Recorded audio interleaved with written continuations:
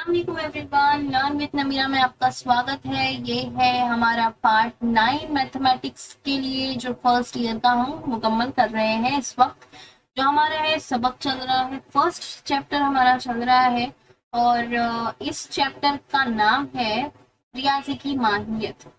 जो रियाजी की माहियत करके चैप्टर है हमारा, इसके अंदर हम लोगों ने अभी तक जो है तसव्वुराती अमल यानी जो 8 पार्ट आप लोगों का आई थी, मुझे पता है आप लोगों ने देखा था वो वीडियो। तो जो 8 पार्ट हमारा आया था उसके अंदर आप लोगों ने सीखे होंगे कि तसव्वुराती अमल और इल्म, सॉरी तसव्वुराती इल्म, और दूसरा था हमारा अमली काम, है ना। यही था हमारा अमली काम। अब जो है हमने ये अमली काम जो था, अमली काम और इल्म, ये दो टॉपिक जो है हमने तसव्वुराती इल्म और अमली तरीकेकार का जो काम था वो जो हमने कंप्लीट कर दिए थे 8 वाले पार्ट में। अब जो है इस पार्ट में हम लोग कंप्लीट करने वाले हैं ये वाला जो टॉपिक है वो पूरा, और इसके बाद अगर आगे का टॉपिक होता है तो ले लेते हैं, ठीक है। तब जो है तसव्वुराती इल्म और अमली तरीकेकार के माबैन फर्क, यानी इन दोनों के अंदर क्या फर्क है। टॉपिक को स्टार्ट करने से पहले मैं आप लोगों को कह देती हूँ, चैनल पे अगर नए हैं तो चैनल को सब्सक्राइब कीजिए, अपने फ्रेंड्स एंड फैमिली या फिर अपने क्लासमेट्स के साथ शेयर करना ना भूलें। तो चलिए अब स्टार्ट करते हैं। तालिबे इल्म जब रियाजी सीखता है तो वो रियाजियाती अमल में बहुत से उसूल व कवानीन का इस्तेमाल करके फकत रियाजी की मिसालें हल करता है, यानी सिर्फ रियाजियाती अमल सीखता है ना। मसलन ज़र्ब करना, तकसीम करना, जमा व तफरीक करना, यानी कि plus minus, multiplication and divide, हासिल देना वगैरह अमल करता है। इसी तरह तरतीबी ताल्लुक मालूम करने के लिए तिरछी ज़र्ब करके मिसाल हल करता है। हमें ऐसा लगता है कि रियाजी सीखना यानी ऊपर के तरीके से रियाजियाती अमल करना और सीखना। रियाजी में इससे अलग और क्या सीख सकते हैं, रियाजी इससे कहे ज्यादा अलग है। हमको ऐसा लगता है कि ऊपर की दी गई चीजों को देखना है, हमको वही इस्तेमाल करना है, सीखना है। नहीं, रियाजी इस रियाजी बहुत ही वास्ट सब्जेक्ट कहेंगे ना, बहुत ही वास्ट है। जैसे जिस तरह साइंस है उस तरह रियाजी भी बहुत काफी वास्ट है, काफी बड़ा सब्जेक्ट। मसलन रियाजियाती अमल किसी किस्म का खाना बनाने जैसा है।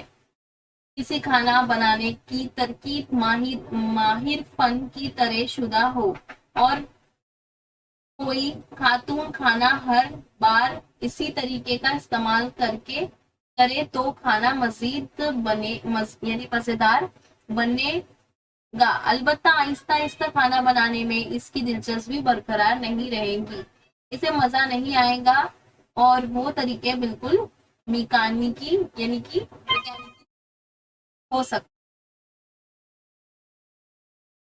तरीका बिल्कुल कैसा होता है कि मिकानिकी और बेजारियत वाला होता है, तो महसूस होगा। इसकी बजाय अगर वही खाना बनाने के लिए आज़ादी दी जाए और वो खाना बनाने के हर मराहिल में थोड़ी तब्दीली करे तो वही खाना खुश जायका बन सकता है।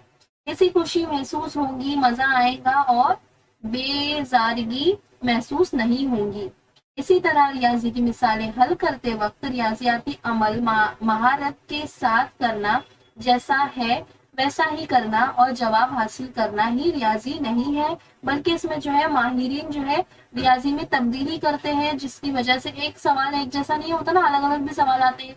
हमको ऐसा लगता है हमारे दिमाग के साथ खेला जा रहा है, लेकिन ऐसा नहीं होता, बल्कि सच में हमारे दिमाग के साथ एक गेम हमको खेलना पड़ता है ताकि जो आंसर है वो निकल कर आए। तो माहिरीन रियाजी के मुताबिक रियाजी दरअसल दिमागी अमल है और मुंतकी तर्ज है। मसलन तकसीम का अमल या दिमागी अमल है और इसे मुख्तलिफ तरीकों से किया जा सकता है, जैसे बार बार तफरीक करना, बार बार जमा करना, पहाड़े का इस्तेमाल करना, चीजों का इस्तेमाल करना, चीजों के ग्रोह बनाना, अमाल के वसाइल तैयार करना, तकसीम, ज़र्ब, तफरीक, बाकी आना, फिर मुख्तलिफ अमल के जरिए मुकम्मल मुमकिन है। تقسیم کا عمل اس میں استعمال ہونے والے اعمال سے مختلف خیال ہے، اور یہ اعمال یعنی تقسیم کا تصور ہے۔ تقسیم کا تصوراتی اور عملی طریقہ کار کا علم یکساں نہیں ہے۔ تو اس بات میں دھیان دینا ضروری ہے کہ ایک فرق پہچاننے کے لیے بھی اس ساری چیزوں کا استعمال اچھے سے کرنا ہوتا ہے۔ اب جو ہے یہاں پر آئیں گے، پیج نمبر جو تھا ہمارا 43۔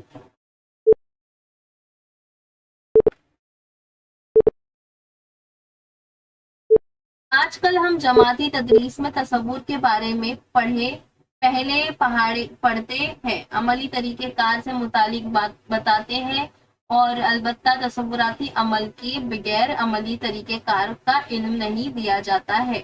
تصوراتی علم میں بھولنے کے امکانات عملی طریقہ کار کے مقابلے کم ہوتے ہیں، کیونکہ اس میں کیسا ہوتا ہے کہ تصور ایک چیز کو آپ یاد کر لیں تو آپ کو یاد ہی رہ جائے، تو بھول نہیں سکتے، اس میں امکانات جو ہوتے ہیں نا کم ہوتے ہیں، اس لیے تصوراتی علم کو زیادہ اہمیت دی گئی ہے۔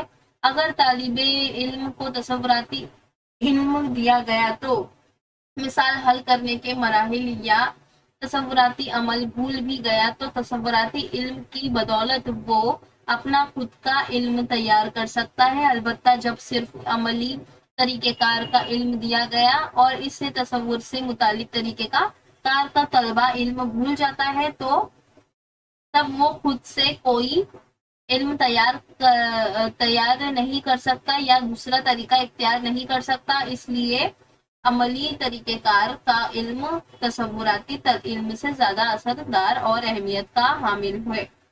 یعنی کہ جو عملی کام کا طریقہ ہوتا ہے نا، اس میں جو ہے نا طلبہ اپنے آپ سے نہیں کر سکتے، تصوراتی علم ہوتا ہے اس میں طلبہ اپنے آپ کی مثالیں حل کرنا، مراحل تصور سمجھ۔ چلیے آگے بڑھتے ہیں۔ جس جماعت میں عملی طریقہ کار کا علم دیا جاتا ہے، اس جماعت کے طلبہ ریاضیاتی اعمال تیز رفتاری اور بنا غلطی کے کرتے ہیں۔ یعنی کہ مشق اگر ایک کے بعد ایک حل کرنے دی جاتی ہے تو جو طلبہ جو طالب علم ہوتے ہیں وہ اسے بنا کسی غلطی اور تیز رفتاری کے ساتھ کرتے ہیں۔ تاہم جس جماعت میں تصوراتی علم دیا جاتا ہے، اس جماعت میں زیادہ سے زیادہ وقت تصوراتی نقطہ نظر پروان چڑھنے پر خرچ ہوتا ہے۔ یعنی کہ ایک بات یہ ہے کہ جو عملی طریقہ کار ہے اس میں زیادہ وقت درکار نہیں ہوتا، اور جو دوسرا ہے کہ اس تصوراتی طریقہ جو ہے اس میں جو ہے وقت کی خرچی زیادہ ہوتی ہے۔ تصورات کی پختگی کے لیے وسائل تعلیم کا استعمال کر کے اکتسابی تجربات دیے جا سکتے ہیں، اس کے بعد مشق لی جا سکتی ہے۔ عملی طریقہ کار کا علم حاصل کرنے والے طلبہ کے مقابلے تصوراتی علم حاصل کرنے والے طلبہ کا ریاضیاتی نقطہ نظر زیادہ عمدہ پیمانے کا ہوتا ہے۔ تو جو تصوراتی علم حاصل کرتے ہیں ان طلبہ کا جو ریاضیاتی نقطہ نظر ہے وہ عمدہ ہوتا ہے، کیونکہ وہ اس میں ماہر ہو جاتے ہیں وہ طریقے میں، اس وجہ سے۔ ٹھیک ہے، اب دونوں ہی طریقے کو فالو کر کے بھی انسان ہو سکتا ہے، لیکن کچھ بچے ایسے ہوتے ہیں نا کہ ایک طریقے پہ ایک طریقہ ہی ان کو زیادہ اچھا لگتا ہے، کوئی الجبرا میں زیادہ اچھا ہوتا ہے تو کوئی جیومیٹری میں اچھا ہوتا ہے، ضروری نہیں کہ دونوں میں اچھا ہو۔ اب دیکھتے ہیں عملی طریقہ کار کا علم اور تصوراتی علم جو ہے یہ فرق ہے۔ اگر یہ فرق آپ کو ایگزام میں پوچھتا ہے تو آپ کو اسی طرح دو طرح کے خاکے بنانے ہیں اور فرق لکھنا ہے۔ فرق ہمیشہ دھیان رکھیے کہ خاکے بنا کر ہی لکھتے ہیں، جو فرق ہوتا ہے اسے خاکے بنا کر ہی لکھا جاتا ہے، اور اس میں پوائنٹ وائز آپ کو لکھنا ہے، ٹھیک ہے، ٹیبل بنا کے لکھنا ہے۔ اس کے بعد دیکھیں گے عملی طریقہ کار کا علم یعنی سوال حل کرنے کے ترتیب وار مراحل بتانا۔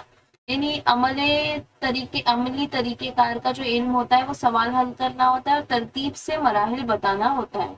اور دوسرا جو ہے تصوراتی علم یعنی مضمون کے اصول قانون کے مطابق وضاحت کرنا، یعنی مضمون میں جو اصول دیے گئے ہیں، جو رولز دیے گئے ہیں، جو فارمولاز دیے گئے ہیں ان کی بنا پر وضاحت کرنا۔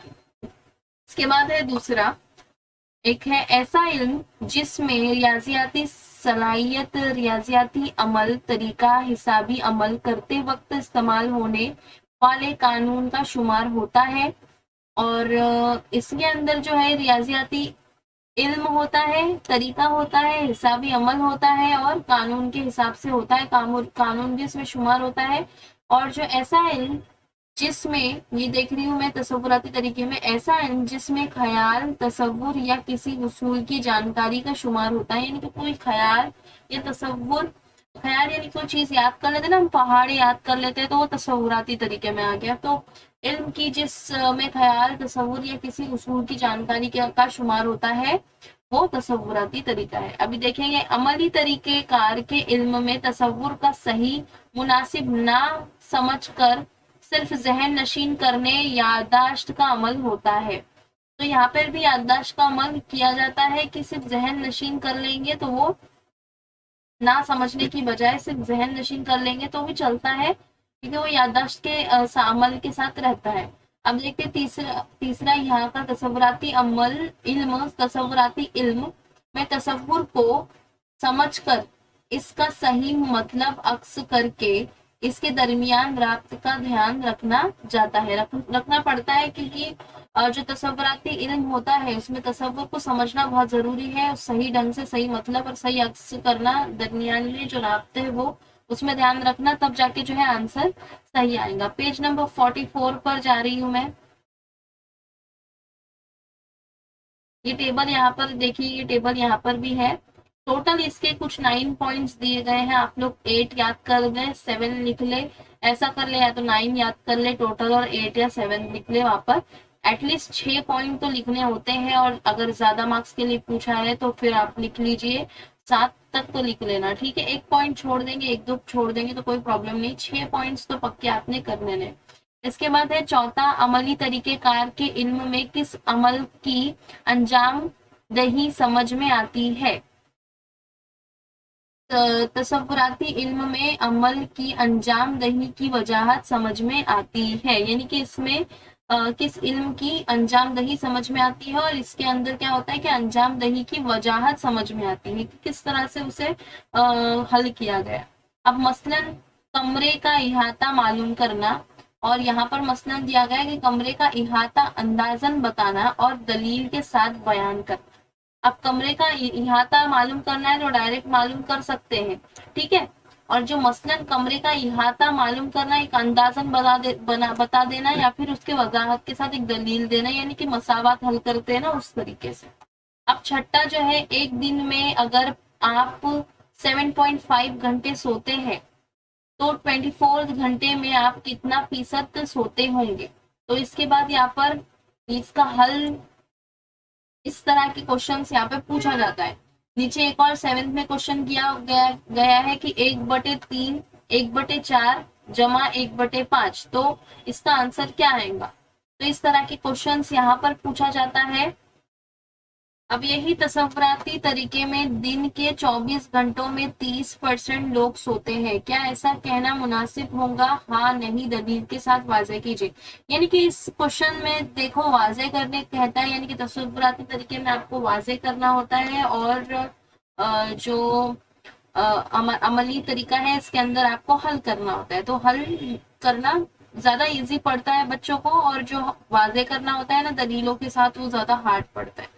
اب جو 7واں ہے وہ سیم یہاں پر 1/5 1/4 اور 1/3 دیا گیا ہے کہ جمع میں ایک سے چھوٹی یا بڑی ہے، جمع کا علم عمل نہ کرتے ہوئے واضح کے ساتھ بتائے۔ اب جمع کا عمل نہیں کرتے ہوئے واضح کرنا ہے کہ جو ایک ہے وہ چھوٹی ہے یا بڑی ہے، آف کورس چھوٹی، تو اس کو بھی واضح کرنا ہے، یعنی کہ جو وجہ بتانی ہے کہ ایسا کیوں ہوا، اس لیے وغیرہ کا جو استعمال ہوتا ہے وہ تصوراتی طریقے میں ہوتا ہے۔